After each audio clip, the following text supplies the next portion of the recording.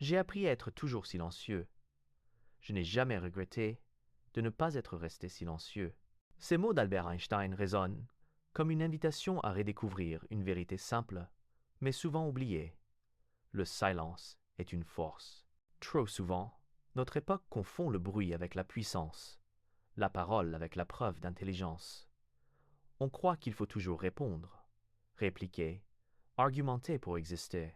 Pourtant, celui qui maîtrise le silence possède un avantage que les autres ignorent. Le silence n'est pas une absence, il est une présence différente. Il ne se vit pas comme un vide, mais comme un espace qui accueille. Dans le silence, on retrouve la lucidité que les bavardages étouffent. Celui qui se tait n'est pas faible. Il se protège de l'agitation inutile et préserve son énergie pour ce qui compte vraiment. Là où la parole s'épuise en justification, le silence impose une dignité tranquille. Il révèle une maîtrise de soi qui impressionne plus sûrement que des discours précipités. Nous vivons dans un monde saturé de bruit.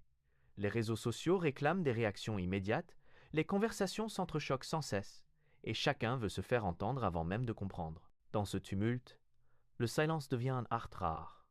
Il n'est pas une fuite, mais un choix conscient. Se taire, c'est reprendre le contrôle d'un espace intérieur que le monde extérieur tente de coloniser. C'est affirmer que l'on n'est pas obligé de participer au vacarme collectif pour avoir de la valeur. Einstein, en choisissant le silence, nous enseigne une leçon paradoxale. Parfois, l'expression la plus éloquente est l'absence de mots.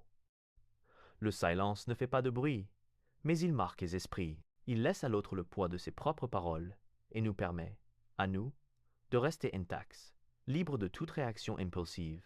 Dans son calme parent, il contient une puissance insoupçonnée, celle de la maîtrise de soi, de la réflexion profonde et de la véritable liberté intérieure. Apprendre à se taire quand tout pousse à parler est un acte de courage. C'est refuser d'être happé par la vitesse et l'impatience de notre temps.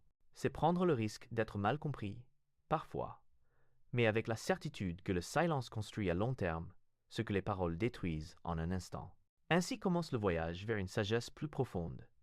Découvrir dans le silence non pas une faiblesse, mais une arme douce et invisible, capable de transformer notre rapport au monde. La colère est comme un feu soudain qui s'allume dans la poitrine. Elle monte rapidement, embrase le cœur et cherche aussitôt une sortie par la bouche. Dans ces instants brûlants, les mots se précipitent sans filtre, aiguisés comme des lames, prêts à blesser.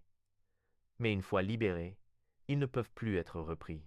Ce qui a été dit reste gravé, parfois pour des années, parfois pour toujours. C'est là tout le danger. Parler sous l'effet de la colère, c'est confier la direction de sa vie à une tempête. Qui n'a jamais connu cette scène où une dispute anodine devient une fracture irréparable? Un mot de trop, prononcé trop vite, peut transformer une simple divergence d'opinion en un abîme entre deux êtres. Imaginons un couple qui, au détour d'une contrariété banale, se laisse emporter par l'orage des reproches. Elle accuse, il répond. Chacun hausse la voix, chacun veut avoir le dernier mot. Les phrases se font plus dures, plus tranchantes. Puis vient le silence glacé, non plus choisi mais imposé par la douleur. Dans la fureur du moment, on a cru libérer sa vérité, mais en réalité, on a semé des blessures profondes. La colère passée. Il ne reste que le goût amer du regret. Et cette question lancinante. Pourquoi ai-je parlé? C'est précisément dans ces instants que le silence devient un allié précieux. Il n'est pas une soumission, encore moins une faiblesse, mais une barrière dressée contre la destruction. Se taire, c'est refuser de nourrir l'incendie. C'est s'accorder un temps pour respirer, laisser la flamme perdre de son intensité.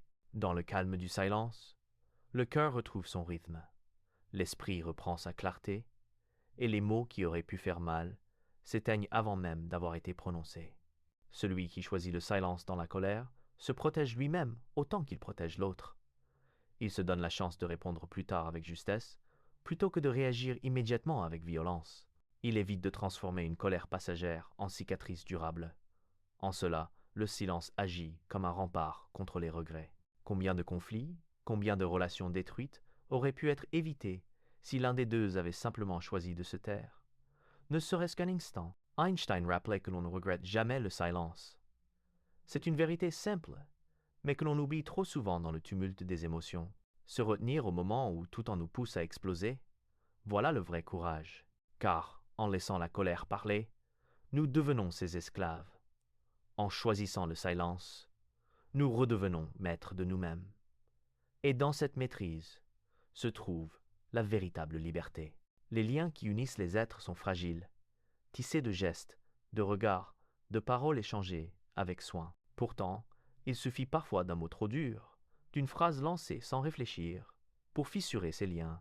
L'amitié, l'amour, la famille se construisent dans le temps, mais peuvent vaciller en un instant sous le poids de paroles malheureuses. C'est là que le silence révèle sa force invisible. Il agit comme une barrière douce qui empêche l'irréparable. Dans une dispute entre amis, un reproche blessant peut s'imprimer comme une tache indélébile. On pardonne, mais au fond, la trace demeure. Dans un couple, les mots jetés dans l'élan de la colère laissent souvent des cicatrices plus profondes que les gestes. Dans une famille, une remarque faite à la légère peut résonner des années plus tard dans le cœur de celui qui l'a reçue. Les mots ont le pouvoir de guérir, mais ils ont aussi celui de marquer à vie. Le silence, lui, ne blesse pas. Il ne détruit pas. Il laisse l'espace nécessaire pour que la tempête passe, sans ravager ce qui a été construit. Savoir se taire dans ces moments, c'est offrir une protection à l'autre, mais aussi à la relation elle-même. C'est reconnaître que la valeur d'un lien est plus grande que la satisfaction immédiate de répondre. Ce choix n'est pas toujours facile, car tout on nous réclame de répliquer, de se défendre, d'affirmer sa vérité. Pourtant, céder à cet instinct, c'est souvent sacrifier la paix au profit d'une victoire illusoire. Le silence, lui, ne cherche pas à gagner, il cherche à préserver. Choisir le silence ne veut pas dire étouffer sa voix ou nier ses émotions. C'est plutôt apprendre à différer, à attendre le bon moment, pour parler avec calme et bienveillance. Cela demande de la maîtrise et une certaine humilité. Se mordre la langue, détourner le regard, respirer profondément, ce sont de petits gestes qui paraissent simples, mais qui sauvent parfois des relations entières. En laissant le temps apaiser l'impulsion, on donne à l'amour, à l'amitié, à la famille, la chance de continuer à grandir sans être brisé par un éclat de trop. Einstein voyait dans le silence une sagesse, et cette sagesse s'applique plus que jamais à nos liens humains. Dans un monde où les relations se fragilisent facilement, apprendre à se taire au lieu de réagir est une preuve de maturité, car les mots peuvent ouvrir des blessures qui mettent des années à guérir, alors que le silence protège, comme un rempart invisible. Préserver ce que l'on aime n'est pas une faiblesse, c'est au contraire l'un des actes les plus puissants que nous puissions accomplir. Écouter véritablement est devenu rare, presque exceptionnel, dans un monde où chacun cherche surtout à se faire entendre. Trop souvent, nous confondons entendre avec écouter. Entendre n'est qu'un réflexe, une simple captation des sons. Écouter, en revanche, demande une présence entière, un silence intérieur qui permet à l'autre d'exister pleinement. C'est là que le silence devient un art. Il n'est plus seulement l'absence de parole, mais la condition même d'une rencontre authentique. Combien de fois parlons-nous en attendant seulement notre tour pour répondre? Combien de fois prêtons-nous une oreille distraite, tout en préparant déjà la réplique que nous lancerons ensuite? Dans ces moments, nous n'écoutons pas, nous remplissons le vide avec nos propres préoccupations. Et l'autre le sent. Il sent qu'il n'est pas accueilli, pas vraiment entendu. Il se replie, se tait, convaincu que ses mots se perdent dans l'air sans trouver d'écho. Le silence choisi, lui, change tout. Quand nous nous taisons vraiment pour laisser l'autre s'exprimer, nous créons un espace de confiance où il peut déposer ses pensées sans crainte d'être interrompu ou jugé. Être entendu ne suffit pas. Nous voulons tous être écoutés.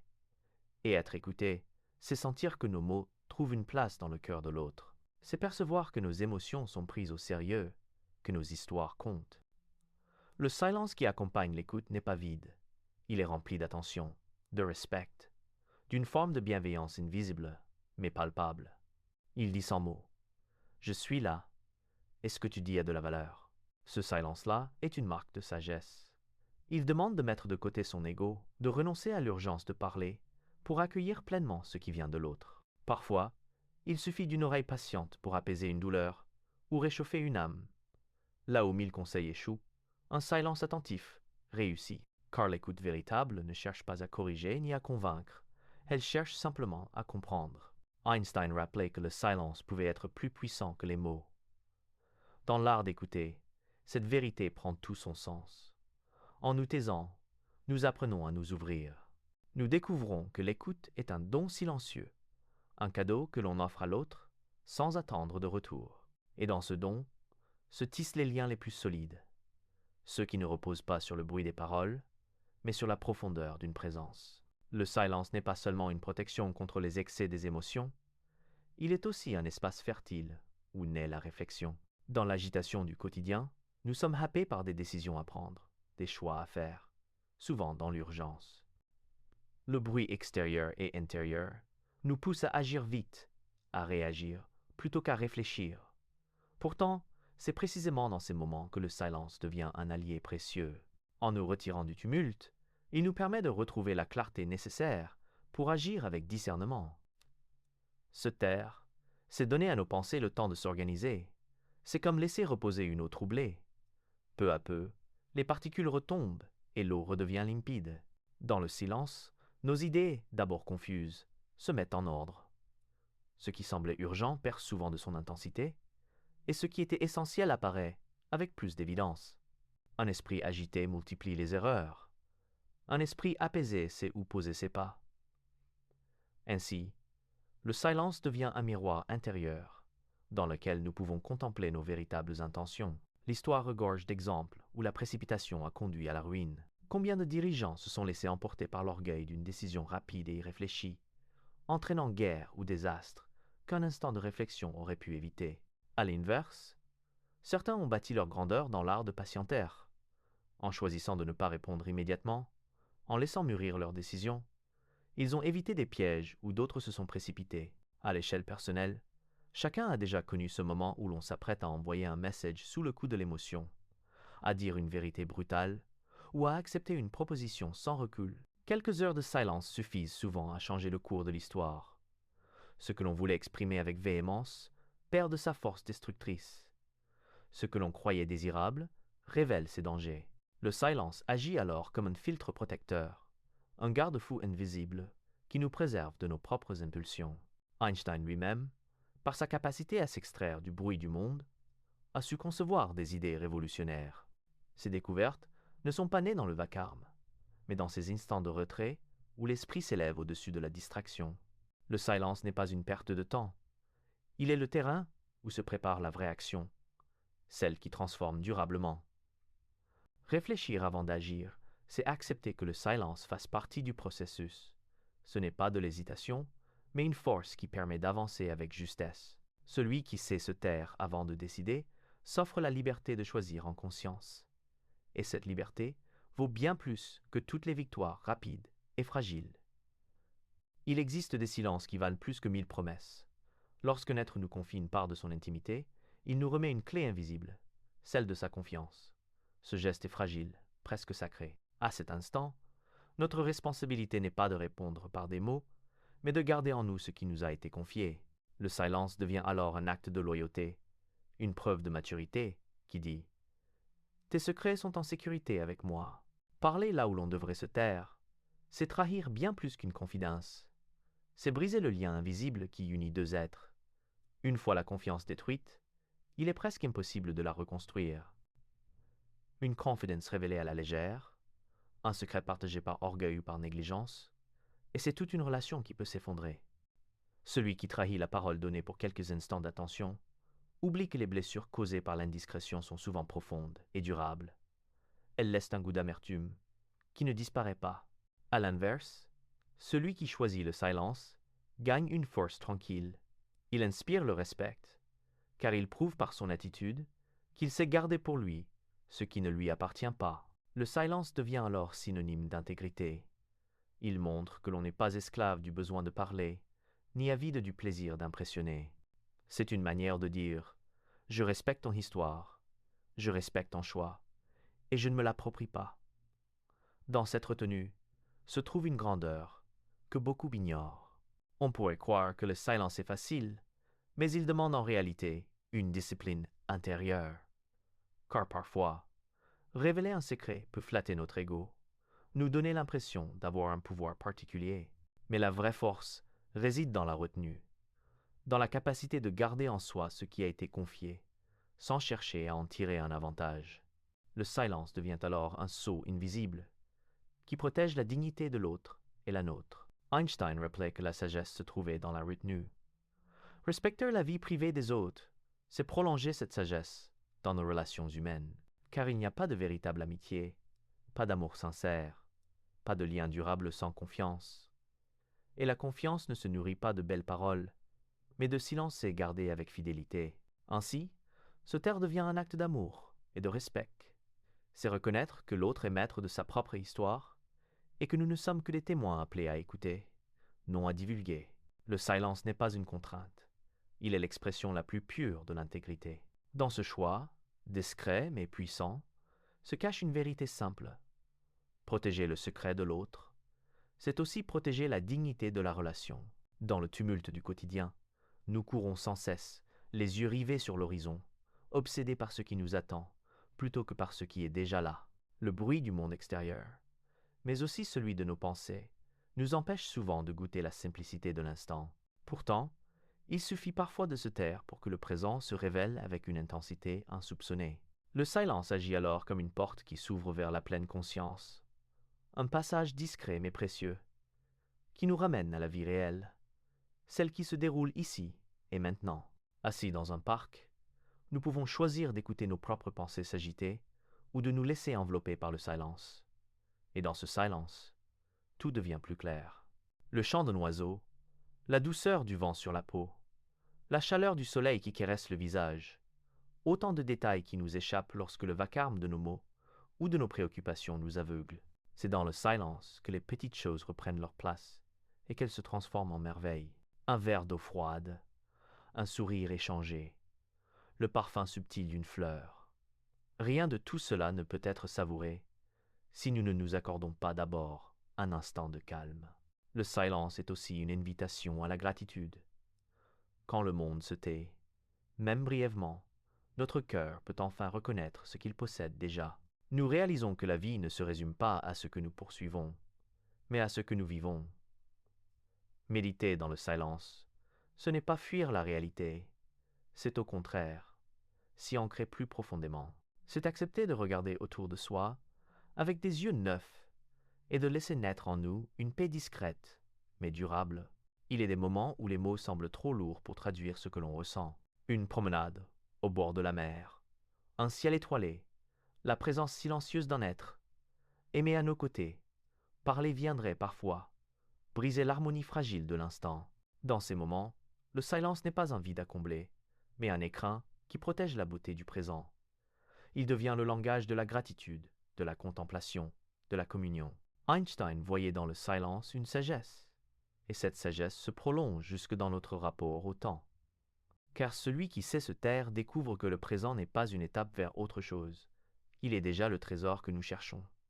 Savourer l'instant, c'est comprendre que la vie n'attend pas demain pour être vécue. Le silence est le chemin le plus sûr pour en faire l'expérience, car il nous ramène à l'essentiel, à ce qui ne passe pas inaperçu lorsque l'on s'arrête enfin pour écouter la musique du monde. Dans les conflits, qu'ils soient intimes ou collectifs, le silence possède une puissance que les cris et les discours ignorent. Face à la violence verbale, face aux passions qui s'exaltent et se heurtent, choisir de ne pas répondre est parfois le geste le plus radical. Le silence ne nourrit pas la confrontation, il la prive de son combustible.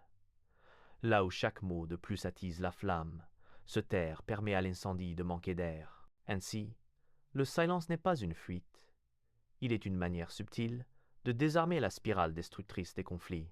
Dans la société, où les débats se transforment souvent en lutte d'ego, le silence peut surprendre par sa force. Il ne cherche pas à convaincre par la persuasion immédiate, mais par l'évidence tranquille qu'il impose. Certains leaders ont compris ce langage muet et l'ont utilisé avec sagesse. Gandhi, par exemple, savait que son refus de répliquer à la violence par la violence faisait plus de bruit que 1000 discours. Son silence volontaire devenait un cri universel. Mandela, dans ses longues années de captivité, a aussi choisi le silence comme résistance. Il s'est tu, non par soumission, mais pour préparer la parole juste, celle qui serait entendue au moment décisif. Ces figures rappellent que le silence, loin d'être une absence, peut devenir une arme morale redoutable, plus durable que la fureur des mots. Mais il existe une frontière fine entre le silence de la sagesse et celui de la peur. Se taire pour éviter d'agir, se taire parce que l'on tremble face à l'injustice, n'a pas la même valeur. Ce silence-là est une abdication, un renoncement qui nourrit l'oppression. Le silence de la sagesse, au contraire, est actif. Il ne nie pas la réalité, il choisit le moment opportun pour agir ou parler. Il est une préparation, une retenue qui donne plus de poids à la parole lorsqu'elle viendra.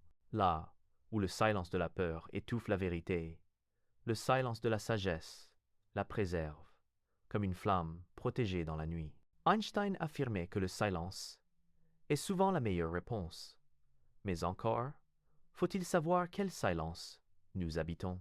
Est-ce celui qui protège la dignité, qui refuse de céder à la colère et aux instincts destructeurs? Ou celui qui par faiblesse accepte que l'injustice s'installe? La différence se joue dans l'intention. Le silence de la sagesse construit, apaise, élève. Le silence de la peur enferme et détruit. Dans une société agitée, où chacun crie pour exister, choisir le silence comme acte conscient est une révolution intime et politique. C'est refuser d'alimenter le vacarme inutile pour mieux préparer une parole claire, rare et précieuse. Le silence n'efface pas les conflits, mais il leur retire le venin. Et parfois, il offre à la vérité l'espace nécessaire pour apparaître d'elle-même, sans qu'on ait besoin de la crier. Le silence, malgré sa noblesse, n'est pas toujours compris. Là où il se veut sagesse, il peut être perçu comme indifférence. Là où il cherche à apaiser, il peut être vu comme un signe de faiblesse. Dans un monde où l'on attend des réponses rapides, où l'on confond réactivité avec attention, se taire semble parfois suspect. Celui qui garde le silence risque d'être accusé de ne pas se soucier, ou pire encore, de ne pas avoir le courage de prendre position. Pourtant, ce malentendu vient surtout de l'impatience des autres, incapables de reconnaître la valeur de l'attente. Il arrive aussi que le silence blesse involontairement. Dans une relation, un mot retenu au moment où l'autre attend une réponse peut être ressenti comme une absence, un refus d'écoute. Dans une discussion, se taire peut donner l'impression que l'on n'a rien à dire, ou que l'on se désintéresse du sujet. Le silence, par sa nature même, laisse place aux interprétations.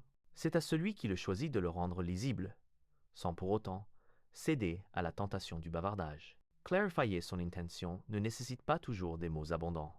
Un regard attentif, une main posée avec douceur, un signe de présence suffisent souvent à montrer que le silence n'est pas un retrait, mais une écoute active. Elle, on peut dire sans parler. Je t'entends, je suis là, je respecte ton espace. Le silence garde alors sa puissance, mais il est enveloppé d'une chaleur qui dissipe les doutes, car le danger du silence n'est pas dans le silence lui-même, mais dans le vide qu'il semble créer si l'on ne l'accompagne pas d'une présence visible. L'équilibre entre silence et parole est une danse subtile. Trop de mots noient le sens. Trop de silence égare l'autre. Il ne s'agit pas d'opposer l'un à l'autre, mais de les unir. La parole est claire, le silence approfondit. La parole exprime, le silence accueille. Comme la respiration alterne inspiration et expiration, l'art de la communication naît de ce va-et-vient entre dire et se taire. Celui qui sait parler au bon moment et se taire quand il le faut détient une maîtrise rare, une forme d'élégance intérieure. Einstein voyait dans le silence un allié, mais il ne le plaçait jamais au-dessus de la vérité, car le silence n'est juste que s'il est choisi avec discernement. Se taire pour écouter, réfléchir, protéger, voilà un silence fécond. Se taire par désintérêt ou par lâcheté, voilà un silence stérile. Tout l'art consiste à trouver ce point d'équilibre où le silence ne cache pas la vérité, mais la prépare. Ainsi, loin d'être une absence, le silence devient un langage à part entière. Encore faut-il apprendre à le parler avec clarté et délicatesse, car dans cette langue muette, chaque geste, chaque regard, chaque respiration a valeur de mode. Et lorsque cet équilibre est trouvé, le silence cesse d'être mal entendu. Il devient une évidence, une présence qui parle plus fort que les voix. Tout au long de ce chemin, nous avons découvert que le silence n'est pas un vide, mais une présence, une force discrète qui éclaire nos vies. Il se révèle comme un allié précieux dans 5 situations où les mots deviennent dangereux. La colère qui déchaîne des paroles irréparables, les conversations où écouter vaut mieux que répondre, les moments de réflexion où il faut choisir avec sagesse, les confidences qui exigent loyauté et respect, et enfin, la vie elle-même, lorsqu'elle nous invite à savourer l'instant présent. Dans chacune de ces circonstances, se taire n'est pas une faiblesse, mais un acte conscient, une manière de protéger ce qui compte et d'approfondir notre rapport au monde. Intégrer le silence au quotidien demande de la pratique, presque comme une discipline intérieure. Cela commence par des gestes simples. Choisir de respirer profondément avant de répondre sous l'emprise d'une émotion, offrir à l'autre une écoute pleine sans chercher à interrompre, prendre chaque jour quelques instants loin du bruit pour clarifier ses pensées. Le silence peut aussi se cultiver dans la marche, la méditation, ou même dans les pauses que l'on s'accorde au cœur d'une journée agitée. À mesure que l'on apprivoise ces moments, on découvre qu'ils ne nous éloignent pas des autres, mais nous rapprochent d'eux, car ils nous rendent plus attentifs, plus disponibles, plus vrais. Il faut aussi accepter que le silence ne sera pas toujours compris. Certains le liront comme une indifférence, d'autres comme une faiblesse. Mais celui qui en a fait son allié sait qu'il ne répond pas au regard des autres. Il répond à une nécessité plus profonde. Préserver sa paix intérieure et honorer la vérité de ses relations. Peu importe les jugements, le silence finit toujours par révéler sa sagesse avec le temps. Vivre avec le silence, c'est apprendre à n'être pas esclave du vacarme.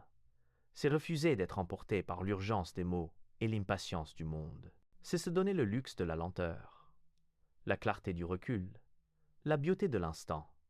Celui qui choisit le silence découvre que la vie a son propre rythme, plus doux, plus profond.